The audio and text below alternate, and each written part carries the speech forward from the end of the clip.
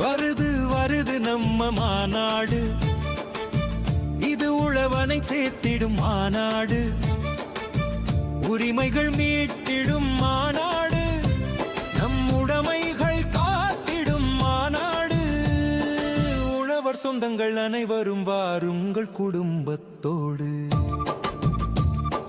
நடக்கும் இடம் விஜயமங்கலம், டோல் கேட்டருகில் ஈரோடு. நிலத்தை உழுது கிடந்தாய் காட்டோடு, கவலையில் முடங்கி கிடந்தாய் வீட்டோடு. இது உழவன் பலத்தை காட்டிடும் மாநாடு.